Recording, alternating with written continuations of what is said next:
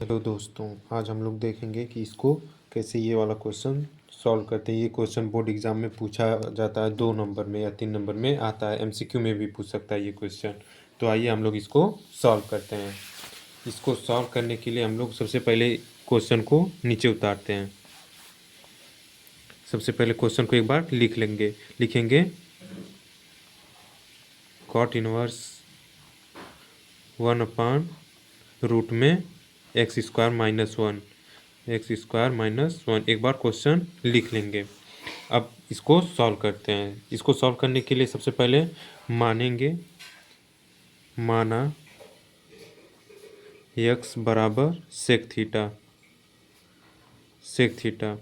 अब फिर उसके बाद थीटा बराबर हो जाएगा, ये थीटा बराबर सेक इनवर्स x। सेक को इधर भेज देंगे तो ये सेक इनवर्स x हो जाएगा। तब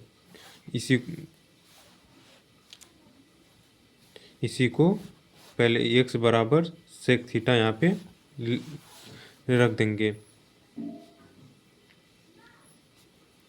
लिखेंगे कॉट इनवर्स 1/रूट में x की जगह लिखेंगे sec square theta -1 sec square theta -1। यहाँ पे हम लोग देखेंगे कि सेक स्क्वायर थीटा -1 ये किसका फार्मूला है? टेन स्क्वायर थीटा का। मैं फार्मूला लिख ही देता हूँ। सेक स्क्वायर थीटा -1 बराबर होता है टेन थीटा।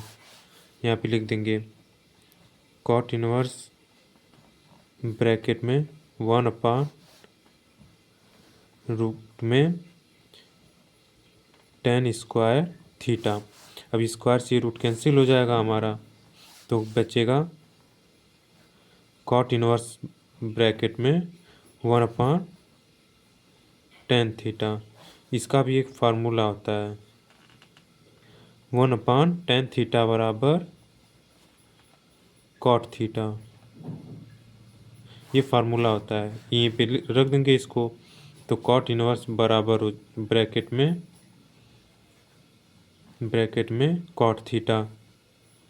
कॉट से कॉट कैंसिल हो जाएगा, तब हमारा बचेगा थीटा। थीटा की वैल्यू क्या है यहाँ पे? Sec inverse yes. तो यहाँ पे थीटा की वैल्यू रख देंगे बराबर सेक इनवर्स यक्स। ये हमारा आंसर हो जाएगा। ये 2 या 3 नंबर में पूछ सकता है आपसे क्वेश्चन में।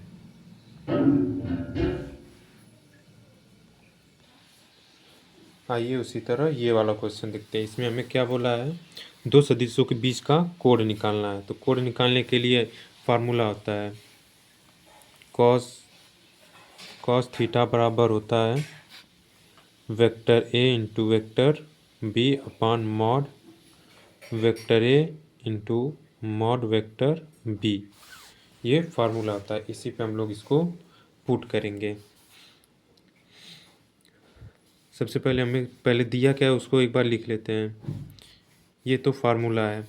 दिया क्या? ए बराबर वेक्टर ए बराबर है -2i + 2j + 3k। ये सब कैप है, भूल जाता हूँ तो एक बार आप लोग लगा लीजिएगा। फिर बी बराबर क्या दिया है?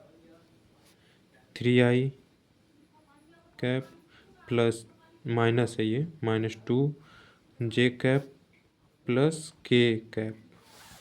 अभी इसको यहीं पे रखेंगे। तो आइए हम लोग इसको रखते हैं। सबसे पहले मल्टीप्लाई करना होगा हमें इसका। तो रखेंगे -2i + 2j cap + 3k cap, फिर into 3i cap -2j cap + k cap बट्टे में अंडर रूट।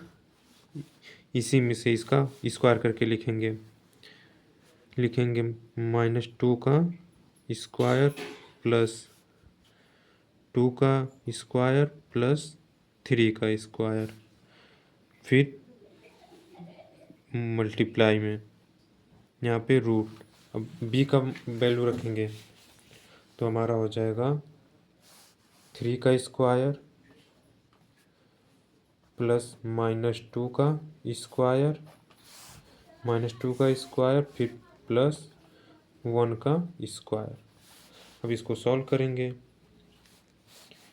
दो का इसमें मल्टीप्लाई करेंगे, 2 3 -6, 2 का 2 में करेंगे तो हो जाएगा -4, 3 का 1 में करेंगे, 3 1 का 3। अब इसका वर्क करते हैं, रूट में हो जाएगा 2 दूना के 4 प्लस 2 दूना 4, 3 3 का 9, फिर यहाँ पे ये हो जाएगा हमारा 3 3 का 9 प्लस 2 दूना 4 प्लस 1।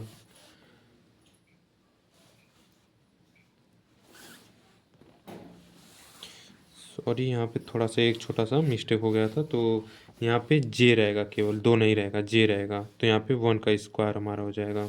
फिर यहाँ पे हमारा 1 ही रहेगा यहाँ पर भी, तो हम लोग इसको जोड़ेंगे ऊपर वाला, ये माइनस माइनस प्लस -6 -4 -10, और ये हो जाएगा -10 प्लस 3, तो हमारा बचेगा -7 बट्टे में, ये हमारा हो जाएगा 9 1 10 4 14 रूट में, फिर यहाँ भी एक रूट रहेगा, ये हो जाएगा 14, ये भी हो जाएगा। तो हमारा क्या होता है -7 अब 5 रूट में 14, रूट में 14 मल्टीप्लाई करेंगे तो ये हो जाएगा 14, 7 1 7 7 दूना 14। तो हमारा आंसर क्या आ जाएगा,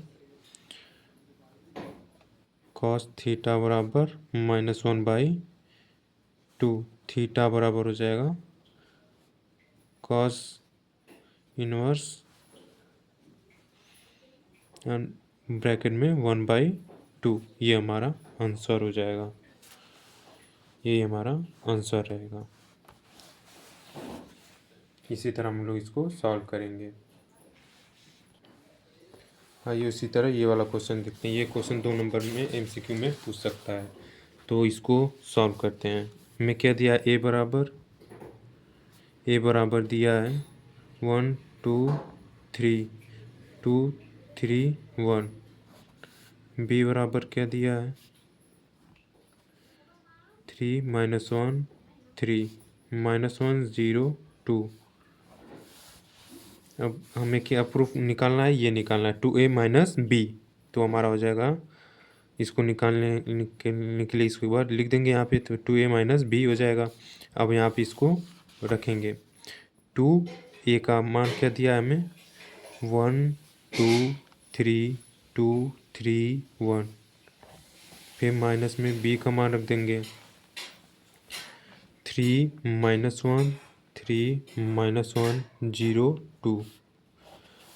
अभी 2 का इसमें मल्टीप्लाई कर देंगे, एक बार मल्टीप्लाई करते हैं, हमारा हो जाएगा 2 1 2 2 दूना 4 2 3 6 2 दूना 4 2 3 6 2 1 2 माइनस, इसको एच टी लिख देंगे ऐसे ही -1 3, ऐसे स्टेप बाय स्टेप लिखेंगे तभी हमें एग्जाम में पूरा नंबर मिलेगा। -1 0 2, अब इसको घटा देंगे तो 2 में से 3 जाएगा -1, 4 में से -1 जाएगा तो ये बीच माइनस, तो माइनस माइनस प्लस हो जाएगा तो ये हो जाएगा 5, 6 में से 3 जाएगा 3, 4 में से 1 जाएगा तो -1 है, माइनस इसको प्लस बना देगा तो ये हो जाएगा 5, 6 में से 0 जाएगा तो 6 बचेगा हमारा, 2 में से 2 जाएगा 0, ये हमारा आंसर आ जाएगा।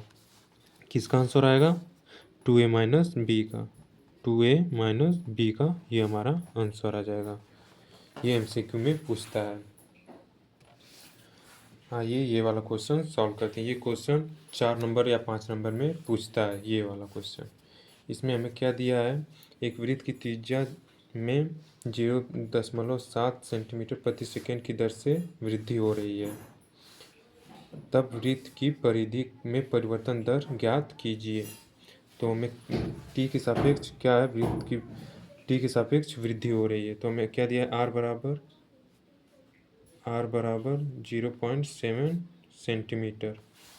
ये परिधि में क्या हो रहा है, टी के सापेक्ष वृद्धि हो रहा है, तो हम लोग लिखेंगे D r by D T बराबर 0.7 सेंटीमीटर।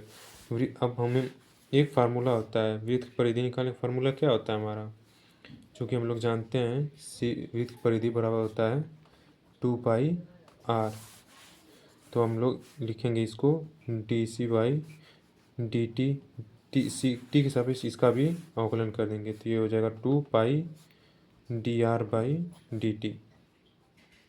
अब d r by D t की वैल्यू क्या दिया हमें, 0.7 सेंटीमीटर, तो हमारा हो जाएगा 2 पाई इंटू 0.7, इसका इसमें मल्टीप्लाई कर देंगे तो ये हो जाएगा 1.4 पाई। अब ये पाई का मान रख देंगे हम लोग यहाँ पे, 1.4 इंटू पाई का मान क्या होता है 22/7। एग्जाम में हम लोग कॉपी में यहाँ साइड में ऐसे लिख देंगे, चूँकि पाई बराबर होता है 22/7। ऐसे स्टेप बाय स्टेप लिखेंगे तब एग्जामिनर खुश हो जाएगा, उस सब समझ में आएगा अच्छे से। इसको स्टेप बाय स्टेप लिखते चलेंगे। D C by D T, यहाँ पर भी हो जाएगा D C by D T, यहाँ पे भी D C by D T. अब यहाँ पे निकालेंगे D C upon D T बराबर, ये इससे कट जाएगा 0.2, इसका इसमें मल्टीप्लाई कर देंगे तो ये हो जाएगा 4.4 सेंटीमीटर। ये हमारा आंसर हो जाएगा। इसी तरह हम लोग पेपर में एक एक स्टेप सॉल्व करेंगे, तभी हमें पूरा नंबर मिलेगा।